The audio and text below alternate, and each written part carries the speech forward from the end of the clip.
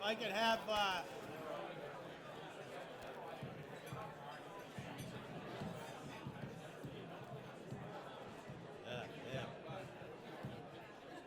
If I could have your attention so we can begin. If you could just lower the volume in your conversation so we could begin the speaking portion of our breakfast here this morning. I feel like I've introduced myself once again. Jim Brett of the New England Council. It's been a couple of years. I feel like I'm a young child about to go to Disney World for the first time. We're all excited to be back. We're all excited to see people and talk to each other. And it's great to have old friends, new friends here this morning. There are a few important people here today. You know who you are. But I just wanted to acknowledge, though, Mike Skelton, who is the new head of BIA, the Business Industry Association, here in New Hampshire. We want to welcome him. We want to congratulate him on a wonderful opportunity to work for probably the second most powerful business organization in the area here, and we wish him much success, to say the least. Again, I just want to thank all of you for being here this morning. Obviously, people want to get back to be with other people, and the crowd here indicates that today, and we thank you. We also thank BAE Systems. We all know how generous they are, not just for our sponsorship here today. Tom Bishop, who was unable to be here, but we all know how valuable BAE is to the economy here in New Hampshire as one of the largest employers, and also one of the most generous supporters of all corporate sponsorships here in this great area. We're proud, obviously, to call them a good friend of the New England Council, and extremely grateful for their ongoing support. Before I introduce our guest today, now that we're back to the in-person programming, and today is our first in-person program of 2022. Our calendar is filling up very, very quickly. Next Friday, March 18th, the day after the Holy Day, we will host the United States Secretary of Labor, the former mayor of the great city of Boston, Marty Walsh. We'll be back here in New Hampshire twice the following week. First for a politics and eggs breakfast with former New Jersey Governor Chris Christie, and then on the 21st at the New Hampshire Institute of Politics, we will also have a opportunity for Capitol Hill report here at BVI with the congressman from the 1st Congressional District here, Chris Pappas. We'll wrap up the week in Boston on March 24th with another Capitol Hill report with the chairman of probably the most powerful committee in the United States Congress, the chairman of the House Ways and Means Committee, and that's the Honorable Richie Neal. In April, we'll look forward to events with Senator Jack Reed of Rhode Island, Congressman John Larson of Hartford, and Senator Ed Markey in Washington, D.C. And then needless to say, we're very, very excited to be resuming our Washington Leaders Conference after a 2-year hiatus. The conference will be held on May 11th and 12th in our nation's capital. Registration will open today, so we hope that you'll join us for a action-packed 2 days in D.C., and some of the speakers that we have already lined up are very, very impressive, to say the least. But today, we're delighted to welcome the Chief Executive of this Granite State, great friend of the New England Council, the Governor, Chris Sununu. As all of you know, he's currently serving his 3rd term as the 82nd governor of this great state. He's been named the nation's most fiscally responsible governor by the Cato Institute. He's delivered 3 balanced state budgets with no new taxes. And over the past 2 years, amid the pandemic, he has taken action to safeguard the health and the safety of Granite Staters, while also keeping the state's economy strong. As a result of his leadership, New Hampshire boasts a high vaccination rate, low infections rates, and low unemployment rates. Needless to say, we are delighted you could take time to join us today to provide an update on his ongoing work to lead New Hampshire past the pandemic and continue to drive economic growth here in this region. Please join me in giving the New England Council a warm welcome to the Honorable Governor, Chris Sununu.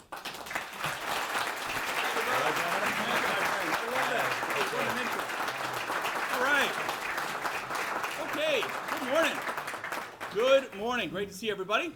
It was a very nice intro. This is like, you hear intros like that, and I'm like, now the press should leave, right? Just take that's where your notes are. Where's Josh? Oh, I see Josh Rogers over there. Josh, I'll be reading the story. I know it's going to be a good one. I'll try to make some news. I do have to comment. I know you have your Washington Leaders Conference. Who the hell is showing up to that? Washington leadership? Are you kidding? That's a joke in itself. Oh my goodness. I'm just kidding. I'll show up. I'll come down. Me and like 30 Republican governors will show up. We'll show you how to do it. Well, look, a couple things. There's obviously a lot going on. It is obviously really great to be back. There's a lot going on. What I don't want to do is just get up here and tout how great New Hampshire is. We'll be here all day, right? That list is long. We've had a lot of successes here in New Hampshire, to be sure.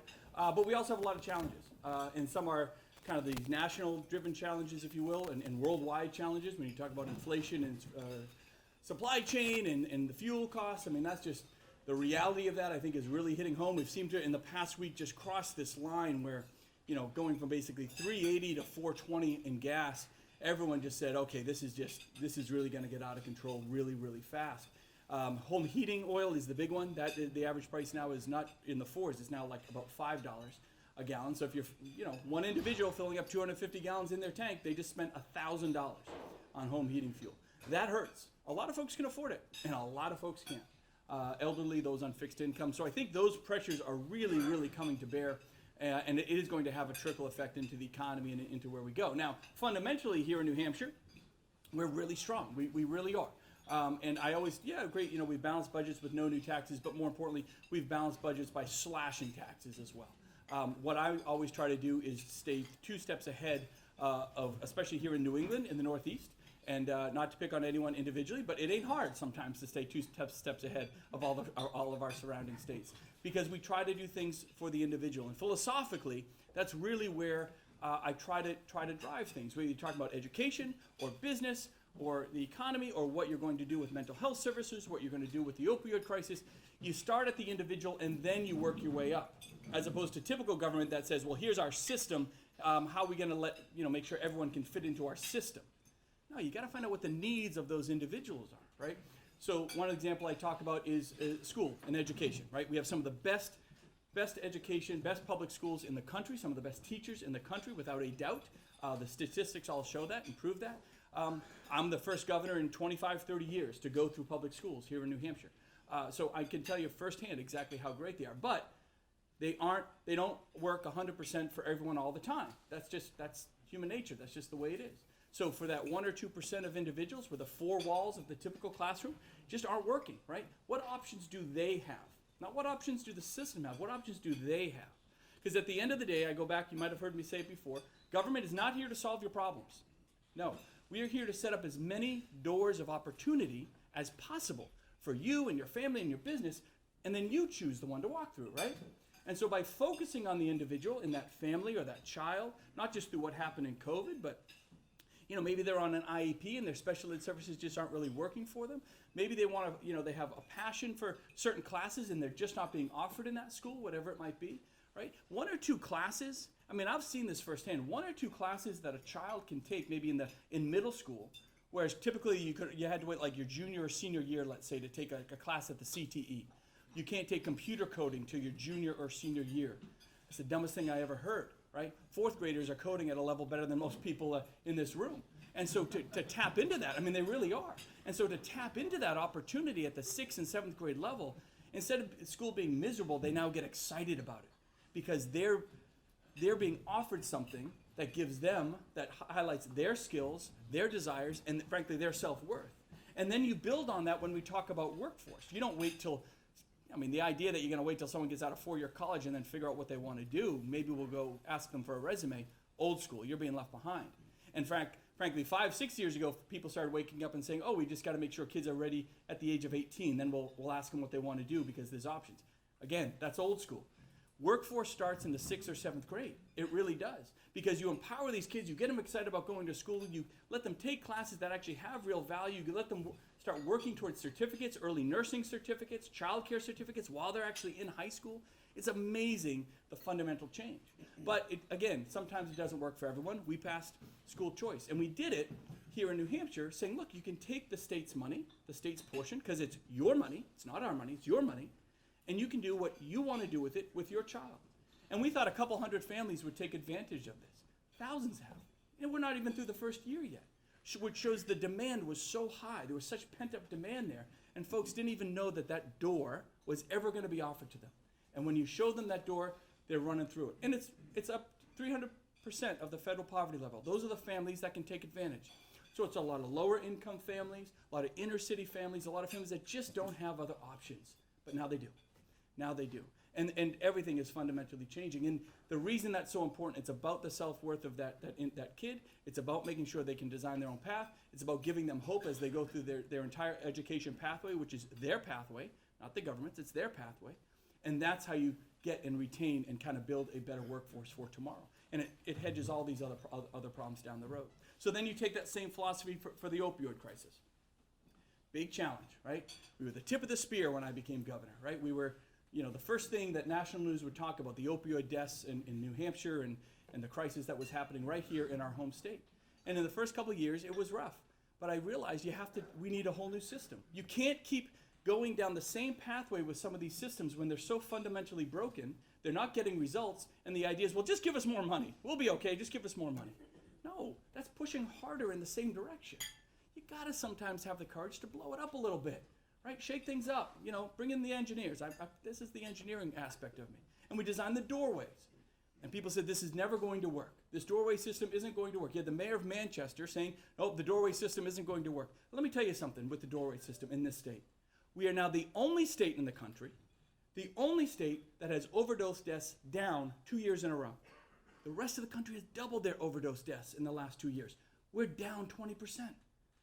Okay, we got a long way to go, but clearly having the courage to change the system, and it wasn't just me. I had to bring a lot of folks on with me, of course. It's always got to be a team effort. But to have the courage to change that system and say, boy, we are getting some better results. We have more work to do, but we are making strides. And also acknowledge what doesn't work. Hey, we're going to try these 10 things. And politicians tend to say, I tried 10 things and they all worked and that's good, let's go on to the next thing, right? No, you gotta nurture them a little bit. We tried 10 things and these 7 worked, but boy, these 3 didn't. Own that, be very upfront about it, create flexibility in your system so you can take those funds and those opportunities and pivot to something that does work, right? It drives me crazy when you see these politicians all over the place, locally, nationally. They don't ever want to admit they might have proposed something that didn't work, right? And that's why in Washington, they just stick to what they do. Policy, funding. Policy, funding. There's no designing of systems in Washington. There's no innovative thought down there, right? I've been very blunt about this. Probably too blunt, frankly. But I'm just saying what everyone else is thinking, right? Senate and Congress, what do? They vote on an ideological policy, and they vote whether they want to fund it, and then they go on to the next thing. Oh, okay. Governors, mayors, local leadership, we're the ones that are all designing the system. And we're the ones that can look folks in the eye and say, well, boy, we tried this system. Did it work? Where were the barriers? Mental health is the other one I'm going to really harp on because we're making huge investments in mental health. But we're not just doing it the same way. In fact, we're doing it in a way where people go, we've never done this before. Damn right we haven't. Because we haven't gotten good results before, so let's try something different. And when we did the 10-year mental health plan a few years ago, you've probably heard me tell this story before. I came into office, and within my first month, the folks from NAMI, they're a great organization, that really great advocates for mental health. And they said, just so you know, we're going to sue you. And and I was like, wait, what? What's happening? This is like our first meeting. And they said, well, the state hasn't lived up to its obligations legally on mental health, blah, blah, blah, blah, blah. It's really not your fault. We get it, but we're just letting you know it's coming. And I said, hey, give me 6 months. I don't know if I think I said, give me 6 months, and they said, we'll give you 3. But I brought everybody in. We put all these ideas on the table. And not only did we just stave off a lawsuit, but we redesigned the 10-year mental health plan. And we did it not by saying, okay, the Division of Public Health will hand you a plan, and this is what we're going to do. We let families and stakeholders, mental health providers, they wrote the plan. We did public meeting after public meeting after public meeting, took all that input, and that was the plan. Because they're the ones that see where the system falls down, right? You gotta look outside the bubble. And so what's the result? We're making huge strides. We just bought Hampstead Hospital for Children. We have 2 new hospitals we're gonna build here in New Hampshire, one out in the Seacoast, one in Manchester. We have new providers, right? We weren't allowing outside providers and specialization. If your child had mental health issues, there were a lot of diagnoses that could really only be serviced down in Massachusetts. And God bless it, we are so lucky in many ways. Gotta be careful. So lucky in many ways to be near Massachusetts. I mean, it is such a healthcare hub. It's a mental health hub. It's an education hub. I mean, it's a cultural hub. It's great.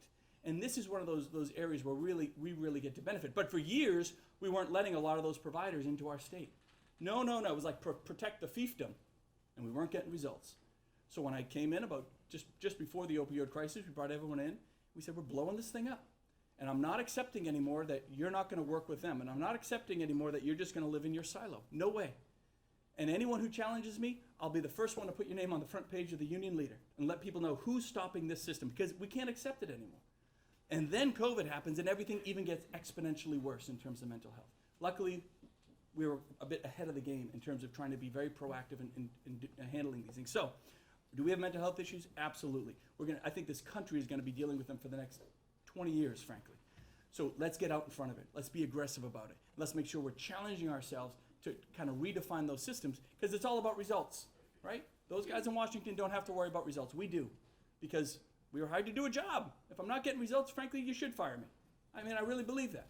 And that's the amazing part about New Hampshire, right? You always hear me brag about this, the fact that we're the only state in the country when we have this giant legislature, right? 400 of, not me, 400 of them in the House, and 24 senators and a governor, and this very powerful executive council that I was once part of and sometimes gives me heartache today, but that's okay. It's an amazing system, and if you don't like what we're doing, you can fire every single one of us every 2 years. This is your government, not ours, right? We're just hired to do a job, and we better deliver results. And so yes, it's frustrating that we have to run for office every 2 years, but it is a great power of the individual, and that's the engineering part of the system I love. It's a feedback response system. You don't just turn the machine on and walk away for 4 years and then we'll come back and talk to you later. Or in the case of like the US Senate, turn the machine on and walk away for 6 years and maybe you'll come back and talk to us, when it's election time again. We don't work that way in New Hampshire, right? And that's great. It really is. And it's why we can stay right on top of things. It's why that live free or die spirit isn't just the 4 words on the license plate. It's because we can really adhere to it here. Now, we have a lot of folks moving in, right? We're the only state in New England that has a growing population. We have businesses coming in left and right. We have workforce shortages, of course, we know that. Every place does. I mean, we have workforce shortages, and we're not even God bless Maine and Vermont. I mean, they're losing population in droves, and I mean, they're going through some really, really hard times with workforce there. So as tough as it is here, it's even tougher in other places. But what we really have to do, it goes back to where I started, making sure on the education side, working with kids and teenagers, they are ready to enter the workforce with what they want to do with the skill sets we know that they need and that we need tomorrow. And we're providing that warm handoff. Right? I don't want them to leave the state. A certain amount of them will go sow their wild oats in their 20s and come back. I did a little bit of that. That's fine. But at the end of the day, we need them back here, and we need them back here with the skills around the mental health and nursing and all these teachers and all these critical things. And then finally, and I'm going to really open it up for questions, the big issue also, none of this works without the housing, right?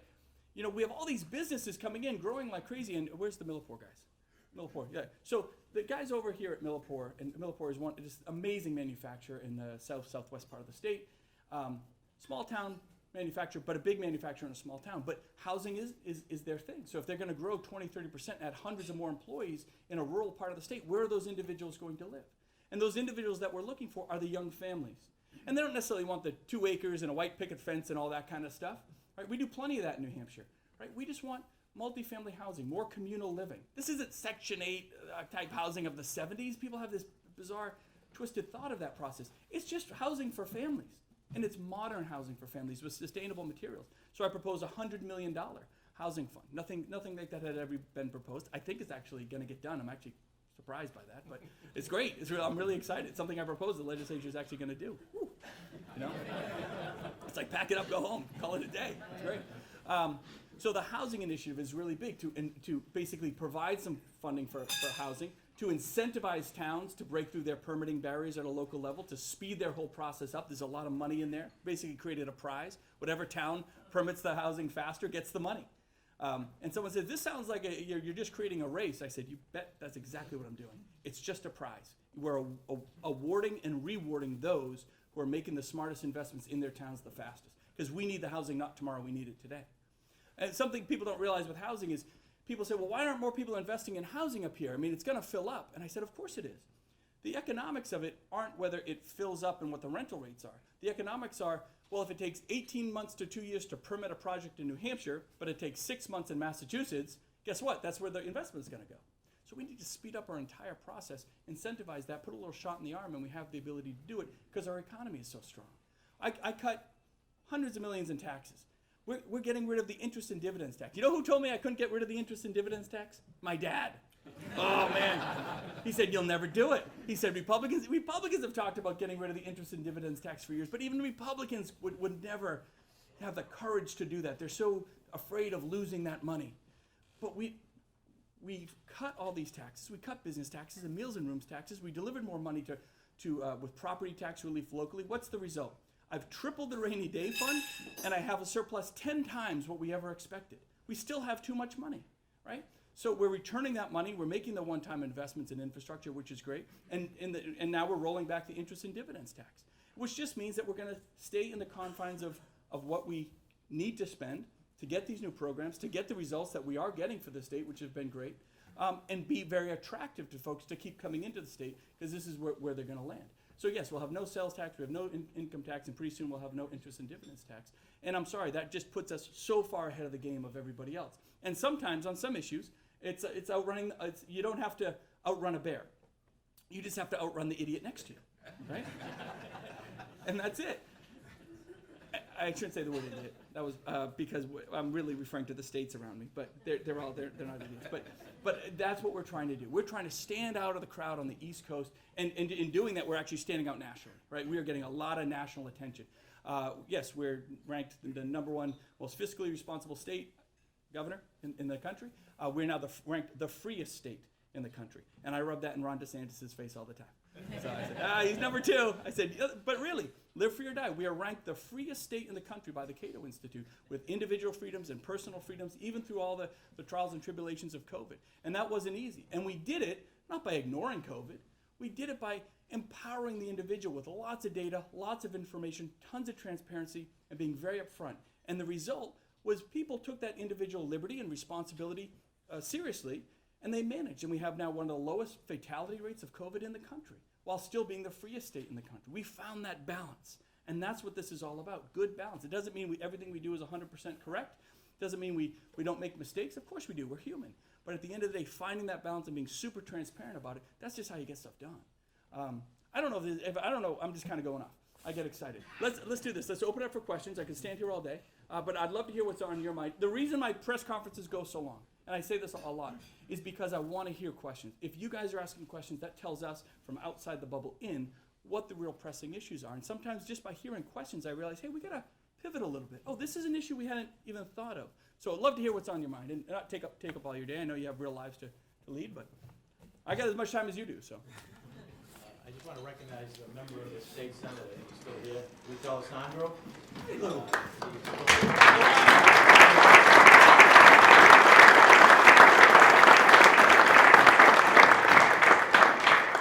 I always say, Lou would go to an opening of an envelope. I mean, he's there. That's awesome. He's everywhere. We have time for a couple of questions. Governor, maybe I could just ask a couple. Some leaders in Washington, one of the qualities I admire about you, Governor, is you're so nonpartisan. There are a couple of leaders in Washington that have proposed suspending the federal gas tax because of the high price of gas. Your thoughts on whether that should be explored, would you support it? I'm a Republican. You want to cut a tax, I'm for it. Absolutely.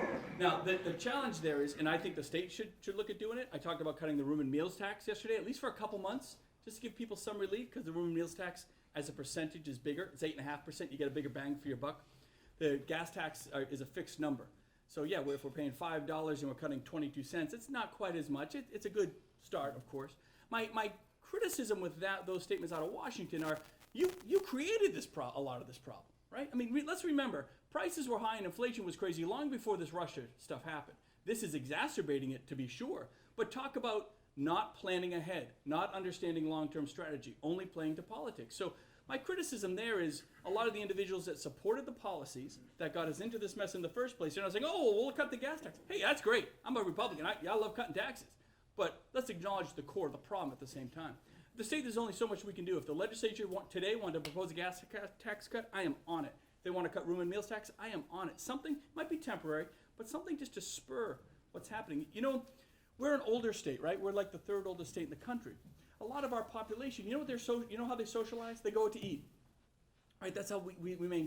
And already we're seeing some contraction with folks saying, well, maybe we're just having some spaghetti this month. We're not going out to eat because we got to fill the fuel tank. So if they want to cut a gas tax, I think that's great. If they want to, do room and meals, I think that's great too. We have some money. We have some flexibility. Maybe we have to hold back on one or two infrastructure projects, but it can be the difference between getting through this mess and not. I just think I think a lot of Republicans would tell you, yeah, cut the taxes, but when Washington proposes it, it's, if you're going to do it, great. And then I'll be the first one to stand up and say, great job. But it's Washington. I don't think they have the guts to do it. You and some of your fellow governors have proposed some major energy changes to the administration. You want to talk about some of them? Yeah, we have bigger reserves than anywhere else in the world, and we have regulations that prevent us from attacking them. I don't want to sit here and just bash on the administration, but it's so obvious when for the first 6 months in the administration they talk about shutting down expansion, they talk about all these new regulatory barriers they're putting up, they're disincentivizing in every which way fossil fuels. At one point, the Secretary of Energy, a former governor, she was asked, how do we increase fossil fuel production here? And she literally laughed for 30 seconds at the individual. There's a video of it. She laughed in his face. And it's like, look, we want to get off fossil fuels. Everybody agrees with that. But you got to take 10, 20, it's going to take 10, 20, 30 years. I'm pushing strong on offshore wind. I push strong for solar when it's done right? When it's done at the local level. You want to do solar, something like that? I think that's wonderful. And it would even cost a little more. But when you do solar power on low-income apartment buildings, or on mobile home parks, or on assisted living facilities and independent living facilities for the elderly, they all have to turn on a light switch like everybody else. So if somebody's going to pay the subsidy for this stuff that we all want the environmental benefit of it, let's make sure they are first at the trough to get the economic benefit of it. Because if it's on their unit, they're not paying the bills. We all get the environmental benefit. Instead of these mega solar arrays that take up acres and acres and acres, and only the giant developers make their money on that. Let's save a buck for those who can afford it the least. So I think those programs are fine, but I just think there's a smarter way to do it, and that's where we kind of put our focus in New Hampshire. Congressional redistricting is front and center. Here, the 2 congressional districts. Thank you guys so much. This has been awesome. We want you to make some news here. The House has passed a plan that makes the 1st congressional district pretty competitive. The second one's pretty solid Democrat. You have some serious concerns with that plan. You'd like to see some changes. My question is, what changes you'd like to see? And then 2, if the changes aren't incorporated, will you veto the bill? Yeah. So the Democrats proposed one plan. The Republicans proposed one plan. What I don't like is that there should be a bunch of plans that are floating out there and a bunch of options. Is the plan that the plans that have been proposed are all constitutional? They're all perfectly legal. They would pass muster in court. There's no doubt about that. They haven't done anything wrong in that sense. I just think it looks funky. I don't know a better way to explain it. And I always said it's got to kind of pass the smell test. Now, understanding that to get the votes to pass something is really, really hard. All right? I mean, the Republicans have a slight edge in the House and a little more in the Senate. So just getting everybody on board with a single plan, knowing that there's a lot of Republicans that are now in more of a Democrat congressional district or something like that, right? So there's a lot of towns moving. And so there is a lot of consternation over it. But to get everybody on board with it is a really, really hard thing to do. I'm hoping that the Senate will take up a couple other options and plans in the next couple days. Maybe they will, maybe they won't. It is perfectly legal. So, passing it and letting it go would be just fine. But at the same time, I'm just really hopeful that they find something a little bit better. I don't think this is a make or break issue for a lot of folks, frankly. But at the same time, we have an opportunity to really get it right. Maybe I'm a little bit of a perfectionist. If you only have one shot to get it right every 10 years, I'd like them to get it righter. It's not a terrible plan, but I just think it could be better. But that's just me. I'm one person. I'm one person with a big pen, to be sure. But we'll see where it goes. If there's no changes, you'll probably sign. Yeah, but I don't know. I really don't know. I mean, I've really looked at it hard. I'm really not sure. Like I said, it's perfectly legal. It's a perfectly fine map in terms of its ability. But we're a purple state, and this map makes a very blue area, and Democrats love that, and it makes a very red area, and Republicans love that. But we're a purple state, and so I think everything should be a little more purplish. Periwinkle, whatever you want to call it. We have a few minutes for questions. If somebody has a question, just identify yourself. Thank you, Governor, for taking my question, for being here today. Mackenzie from the Alzheimer's Association. I agree, the state is purple, and as our state continues to age, which you mentioned yourself, we're one of the oldest states in the country. There are a lot of people in the state affected by Alzheimer's and dementia, 26,000 right now, growing to about 32,000. We're experiencing one of the largest healthcare workforce shortages in our nation's history.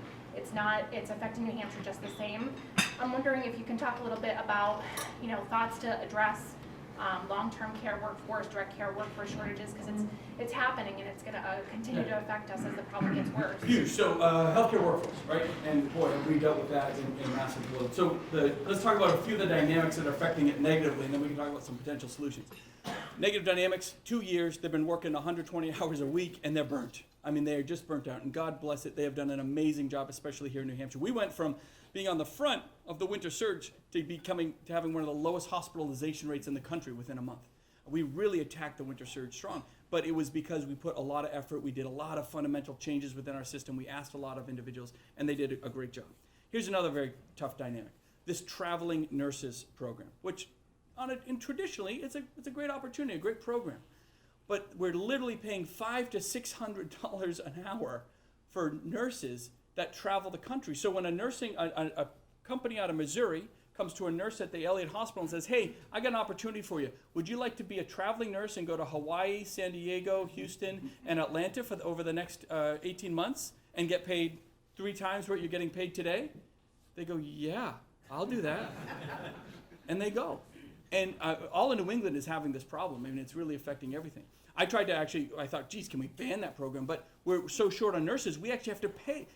Nurses are leaving, entering that traveling nurse program, and we're literally hiring them back at 3 times the rate, plus all this overhead because it's managed by a big private company, to come right back into our own hospital, sometimes in our competitor hospital. It's a really wacky system. So what has happened with COVID has really put a lot of money into the system, which has then pushed basically inflation, if you will, an inflationary process on these programs that are pulling a lot of our nurses to other parts of the country, especially where and sometimes there's higher need. So what are some of the solutions?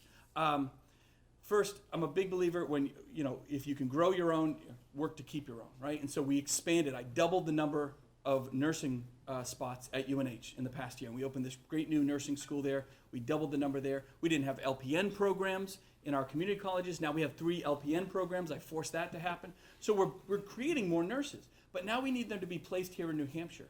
And so the next step is really both, and it's not just nursing, it's mental health, it's social work care, it's all these real care coordinated efforts that have to happen. When they come out of our schools, sometimes they have high debt, right? We traditionally have some of the highest debt load of our students coming out of school, which is why I push so hard for student loan payback programs. If you stay and work in New Hampshire, the government will help pay down your student loans. It's not free college. I don't think this whole socialist thing of let's make all colleges free, that's the worst thing you could possibly do to post-secondary education. And we can talk about that if you want. But the idea of stay here, work here, and we'll help pay down those loans will actually give you a giant cash bonus and incentive. Incentivize them to stay here. Make sure our hospitals are working with those students at their freshman and sophomore year. Making sure our nursing programs, again, aren't just for seniors in high school, but freshmen and sophomores can get involved in those programs as well to get their initial certificates. Working with the Red Cross, expanding their programs. Making sure our urgent care centers, which are booming all over this state, they're attracting out-of-state nurses as well because they're providing kind of this new 21st century level of care. It's not just your primary care physician in your hospital anymore. There's now middle of the road options that are really out there. So all of these pieces need to work together to kind of make a robust system. When you have a system that's working well, you get a good reputation, and hopefully we'll start drawing some folks kind of back in over the mix. When you make investments in mental health hospitals, we're doing huge one in Hampstead for kids. 2 other mental health hospitals are going to be built. State's making a big investment in both of those. And part of that deal is we'll build them. You got to bring in the specialization in the workforce, right? We'll become that center of excellence, if you will, for that. The VA, right? Certain doctors are licensed by the VA. Veterans only sometimes want to go to VA type doctors. So let's not ignore that population as well, and making sure the expansion with this VA veterans campus that I'm proposing up in Franklin has those types of skill sets as well. So all of those things have to mix, but you got to grow them and retain them. For a place like New Hampshire, that's probably the best way to make sure that you're keeping your system as robust as possible. But nursing is going to be a shortage here in New Hampshire, long-term and acute care nursing for the next 10 to 15 years. So we got to get on it without a doubt. If I could just A lot of follow up competition. on her question. You have an awful lot of group homes and residential homes, and you also have people who have some serious disabilities, who are living at home by themselves, who are unable Yeah. to access a personal care attendant because of the low wages. Mm. I mean, I've heard cases where individuals will say, they try to get their son and their daughter in a program, but the program says, we'd love to take them, but we don't have enough staff to take care of them because the Right. staff is getting $13, $14, $15 an hour, and Yeah. Dunkin' Donuts is giving them 18, and Amazon's giving them 20. Yeah. We have to find a way of saying to these PCAs, the personal care attendants, you are a professional. You have a responsibility to take care of somebody's life. Why are we giving them such low Yeah. wages? Have you looked at that? Sort of. And what we've looked at, home care is, in so many cases, home care, you get the best care, the best quality care, the longer longer life. Obviously, some folks have to kind of go to a long-term care facility eventually, especially in those tougher years. One thing that this country has not done very well, and I think there's a huge opportunity, especially with insurance companies, is you have loved ones that want to stay home and care for their parent because they're going to get better care there. Not so much in the Alzheimer's space and the dementia space, but with other acute needs. But they can't afford it, right? They have to go get a job. They have to go outside of the house. But they're going to get better results with lower cost if they could be reimbursed effectively as a nurse. Think about that. Like if the insurance company were to pay a loved one that wants to stay home the same type of cost that they would otherwise pay to put them into a long-term care facility, they're going to save money by investing in that individual to take care of that loved one, and you're effectively reducing the need on workforce there. So internal home care, that's a really nascent thing. I mean, we've been doing it for years, but I think we're just on the precipice of saying, look, this is really where a lot of long-term care and home care and acute care, especially for the elderly, is going. So whether it's insurance companies or Medicaid or whatever it is, opening those reimbursement streams up, which right now have been very restricted. You have to hire an outside company as opposed to a loved one that can just provide just as good quality care at a lower cost and get a better result. Questions? Angie O'Connor? I really have appreciated your refreshing and very fact-based, honest remarks this morning. As the former chair of the Mass Department of Public Utilities, I hope this isn't unfair question, but do you have any thoughts on given the regional benefit, the resurrection of the Northern Pass line, hydro line from Canada? Oh, yeah. Look, the Northern, maybe getting all that very cheap hydropower out of Canada was a good idea. I mean, come on. Just a thought. I mean, the fact that they stopped that line, we're paying for it right now. There's no doubt about that.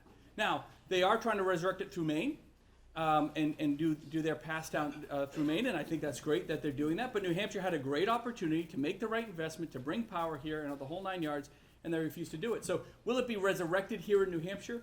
Not in the short term. I wish I could say it was. If Hydro-Quebec wanted to come down and really, I don't want to cast blame, but that project got screwed up in the very beginning, 10, 12, 15 years ago, because they didn't go to local towns, they didn't work with the locals, they didn't understand, working with locals at a fundamental first step level. And then when they realized that, and working with more closely with Eversource got it, some of the damage had been done there, and then the politics really didn't work out. Right a little shortly before I became governor, and those changes, frankly, those individuals didn't get changed out fast enough. But that project would be phenomenal, and I hope folks realize you can't just go all or nothing. energy is a complex thing. You can't just make your decisions on energy based on ideology. You have to base it on immediate and long-term strategic need. We all know where we want to go long-term, but you cannot ignore the short-term because people simply can't afford it. It's March, guys. This is when prices are supposed to be the lowest. Things don't get resolved. What's going to happen around July 4th weekend when we usually pay the highest prices? That's when our spike comes. We're not even at our spike level. So I think the scariest part is what's going to be happening in the next few months, and we've been cut off from our from increasing our number one source of oil. And obviously, I don't need to. Everyone has heard the stories. The idea that we're negotiating with Venezuela and Iran and for oil, it's baffling. It's like we're in bizarro world. But this is what happens when you just govern on ideology. Ideology doesn't work on either side. You do not fight extremism with extremism. I tell that to hard right Republicans as much as I'd say to the hard left socialists, right? You have kind of these anti-government folks you have anti-government, hard right 5% on one side, almost joining with the Antifa shut it down group on the other. It's really bizarre, the alliances that are being made here for different reasons, really, but they all come to the same conclusion. Government shut it down, we're right, you're wrong, and if you're not with us 100% of the time, there's no place for you. For some reason, both sides have given the microphones to these lunatics on either side, but they really don't represent the 80% of us. Those we might have very strong different pathways in politics in this room, but it's not extremism that wins the day. In fact, it's just the opposite. That just jams everything up. And unfortunately, some folks get scared of extremism for political reasons. Energy is just one of those areas where this really plays itself out very strong, and America's paying the price right now. So, there's got to be balance in everything you do. Becca Gould, American Tower Corporation. Thank you. You may have just addressed my question, but now at least I know my question is welcome. So I'm Becca Gould. I represent American Tower, but I started my career with Senator Dole. So I just wanted to ask you about the party. I mean, both sides are having great divisions, and what do you see happening in the Republican Party, and what do you see among those? Well, I won't say it's just the Republican Party. I think both parties are going to come to some type of balance. I really do. Is it going to be back to where it was? Not for probably 7 years, depending on who becomes the next president. I think think of it this way. President Biden, I believe, and I think a lot of folks would agree, was elected because he was seen as the most reasonable, moderate Democrat that had relations on both sides of the aisle in Congress and the Senate, so to finally bring some folks together to actually get stuff done. And he's failed. I mean, he just has. I mean, I didn't vote for the guy, but boy, I think we're all hopeful that this is where we're going to go. But unfortunately, we've become even more divided and partisan. And that does start with leadership at the top. I mean, the buck stops here, right? You have to take responsibility at some level for that. So unfortunately, that just hasn't happened. So depending on where we go with the next presidency, I think there has to be balance. And with that can come a force of hands across the aisle. I talked about this a little bit yesterday. I don't mean to repeat the story, but it's so true. Today, the New Hampshire legislature is back in the State House for the first time in almost 2 years. It's really incredible. And the reason even in New Hampshire, where we're fairly purple, you've seen such partisanship. The most important tools that bring bipartisanship together, that force it, have been taken out of the system because of COVID. And I'm not kidding when I say this. The number one tool of that is the cafeteria. It's the cafeteria in the State House. Because when the legislature, 400 of them had to sit in their chairs, 6 feet away from each other, eat their lunch in their laps. There was no socialization. You came in, you sat down, they did their job in the big field house, and then they went home. There was no walking in the halls. There was no chit-chat. There was no going down to that cafeteria and over a tuna sandwich talking about your kids and what's going on. And by the way, have you looked at HB 522, whatever that is? I don't know what that is. And they chat. And when they sit in the cafeteria, they don't sit and party they really sit across the aisle. And so that type of socialization has been stripped of us because of COVID. Now it's back. And I think I start talking in New Hampshire, and I hope across America, as we do more of this, even across this table, we don't know each other's politics necessarily, but we're just chatting. And that tends to bring the temperature down and the extremism down. In Washington, it'll likely stay. They haven't figured it out. But at least on the state and local level, I'm very hopeful. And that's where the best politics come from. So from the party, if the party is willing to, we're talking to the Republican Party, start with our fundamentals. We believe in local control. We believe in the power of the individual, not from the top above.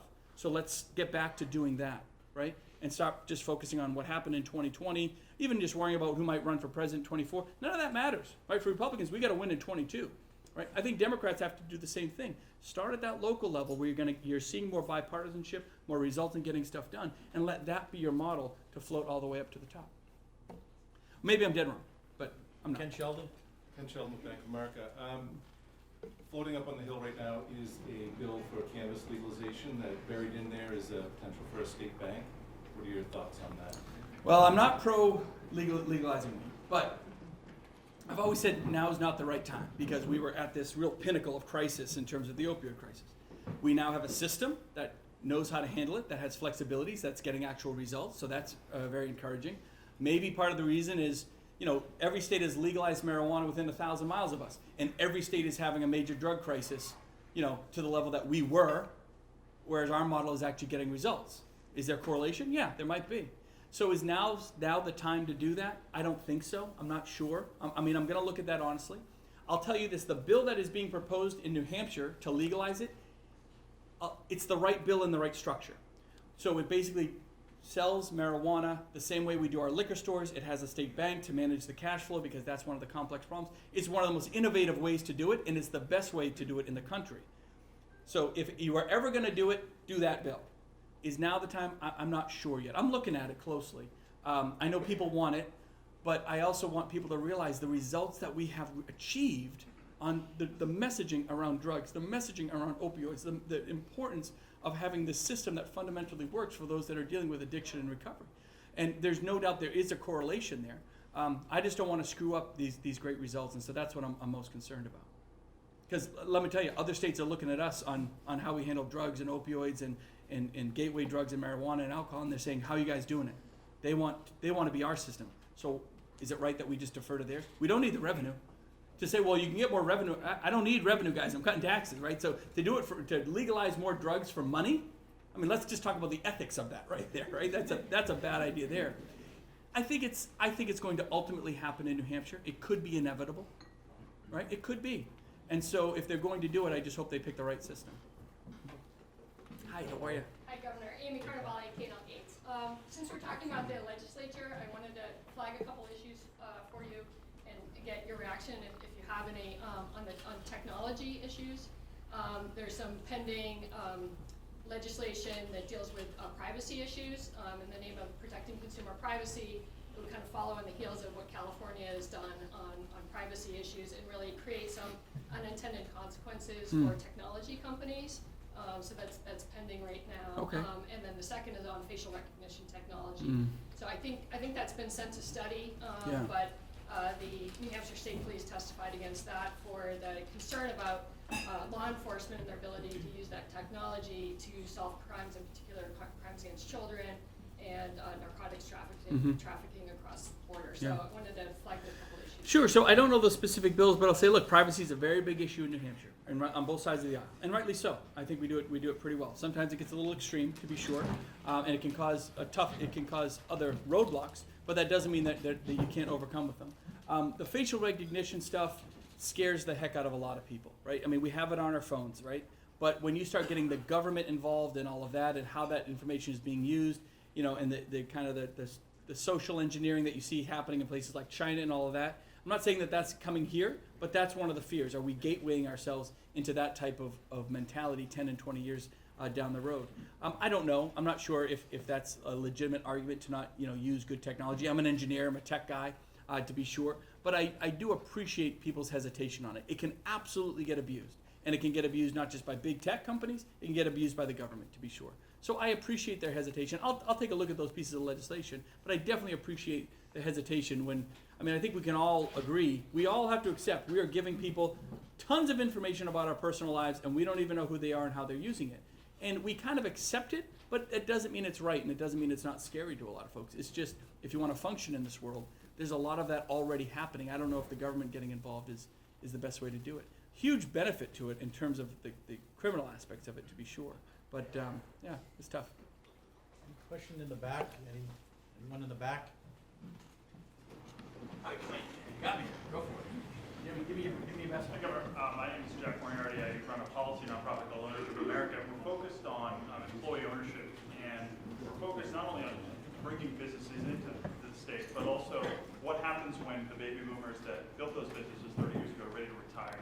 In New Hampshire, businesses owned by baby boomers, and the research shows that if they sell to a competitor or a private equity firm with investors in San Francisco or London, those jobs and all that hard work and investment get shipped out of the state. So I'm curious how you think about employee ownership as a potential retention strategy. And the research shows that this workforce turnover problem, if you have employees with a stake in the growth of the business, that can be a huge. I love it. I love the concept of employee ownership. I really do. I mean, you got to get businesses and hope, like you said, 15,000 baby boomers to really understand the opportunity there. Does it mean maybe a little less on the profit margin on the liquidation, when you finally your cash event when you sell your company? It might, but it also means of retaining your legacy and all your hard work, and you're doing it right here. Hypertherm is a huge. There's just an awesome example of a homegrown local company, monster company, could probably sell out for billions of dollars or whatever it is, but they believe in their employees, and they're going to not just reward their employees, but ensure their legacy there. So I think it's great. I mean, the government can't force it, of course, but anything to promote that type. Because, look, I'm going to take this conversation a little bit different. People ask, where's the workforce, right? We have a lot of people say, I can't find these young people to work in my restaurants. Where'd they go?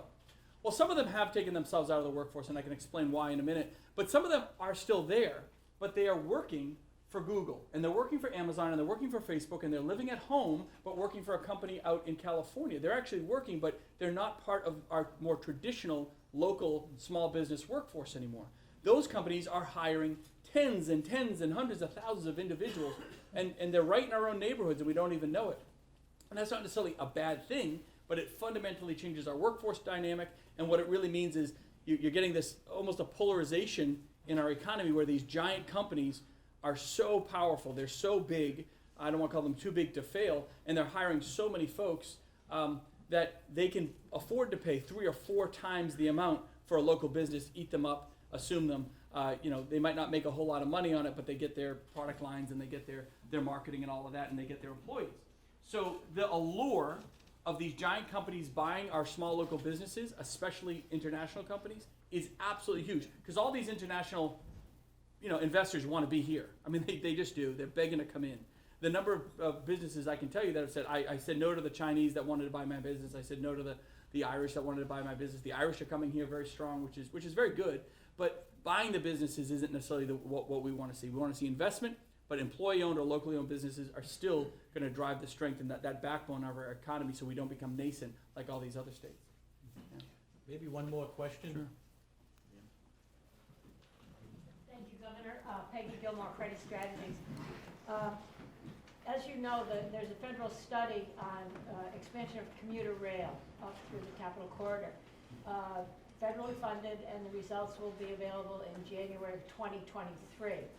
There's a current bill in the legislature that would prohibit any state funding on any aspect of commuter rail, passenger rail, planning, anything, that I think will be heard today in the House. I wonder what your thoughts might be on that. Yeah, look, I'm not, contrary to my comments yesterday, if you saw those, and my comments weren't I'm not anti-commuter rail, and I don't think you should pass a bill that says the state will never put $1 into it, right? That's basically killing the project, because the state will always have to put some money into it some way.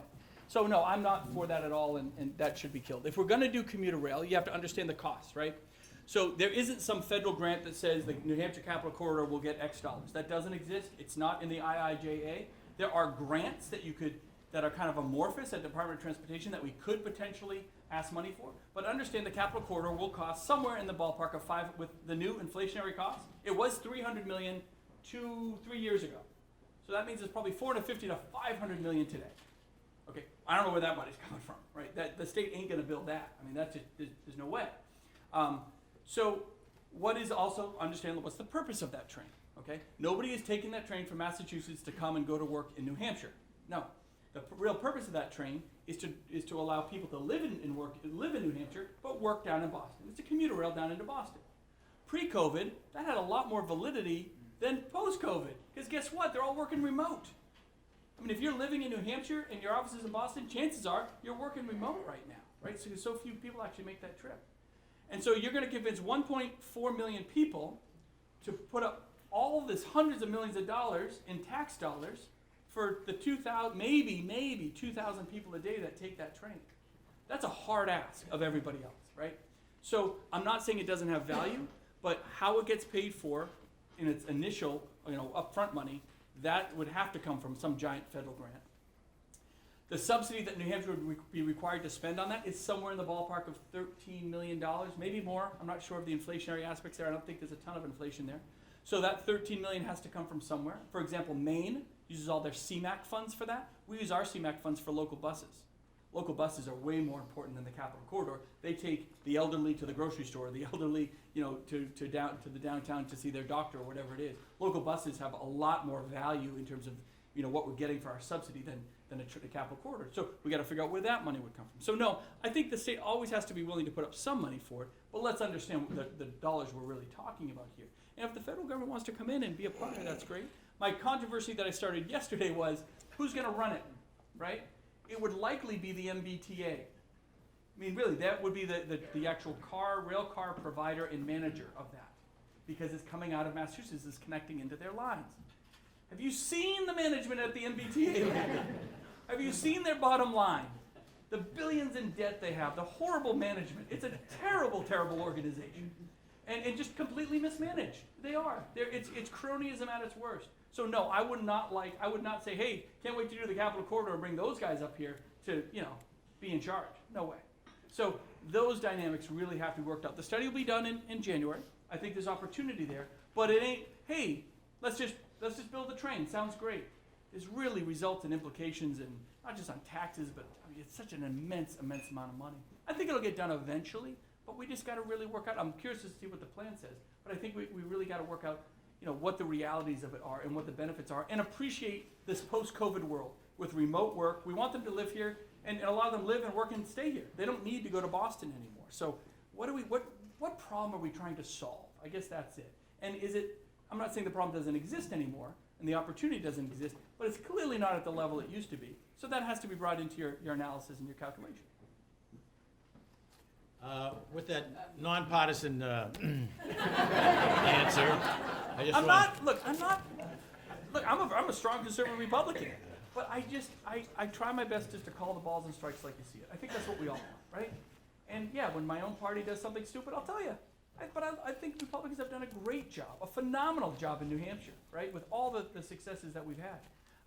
And so I'm very proud of that, just to be a little bit partisan. But if anything, my real criticism is Washington. And it isn't, I'm not running for office down there, but we should all stand up and say, what the F, man? Like, we hired you to do a job. Governor, Give us some, sorry. This is Lent. It's South Friday though. Sister Paul is sitting right in front of me. Sorry. But I get frustrated. I do. And I know you guys don't want to hear me rant on like this, but I'm going to anyway. I'm the governor. Look, and the way I justify is this: the last 2 years has been really hard for every one of us. Every single one of us. Our businesses, our families, the insecurity of COVID, our health, all of that. Scary, scary time. It really has been. And the politicalization, and it couldn't have come at a worse time in terms of politics, the polarization, it drives through our entire country. And so we all have a lot of, So when we hire someone to do something, please, just give us some results.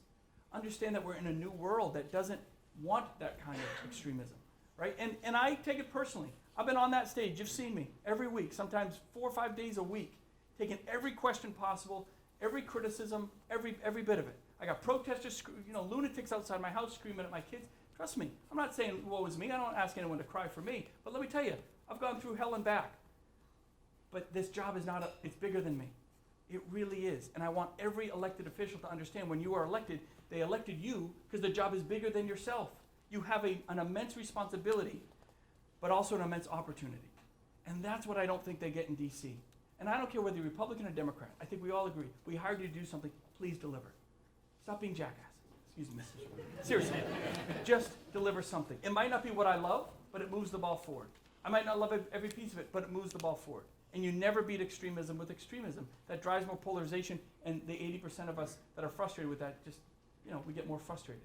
So frankly, fire them all. I mean, I really say it. I mean it. Just fire them all and start again. You can't tell me, let me end with this. You can't tell me that if you took 100 members of the U.S. Senate and replaced them with the 100 individuals on this side of the room right now, we wouldn't get better results. We would. There's no doubt about it. I don't know who any of you are, but there's no doubt about it. I don't know your politics. I don't care about your politics. But there's no doubt about it. Because those individuals would go forward with a fresh mind of the responsibility that they're being charged on. Not about the money and all that kind of stuff. Just start with a clean slate, and holy cow, would this country move forward. And so that's the mentality I want people to have. Not that they're all bad people. They're good people. They're very good people. They're just a little lost. They're a little lost. And it's New Hampshire. Hopefully they'll take a page out of our collective book, and hopefully we can show them a way to live a little bit. Thank Before you, we Bob. just end, I just want to acknowledge, you mentioned in your remarks about mental health and how important it is to address that need. Now, I think of Judge Broderick here. You spent a career, a lifelong advocacy on parity and equity on this issue, and he's really brought it to a forefront here in this state, so we thank him.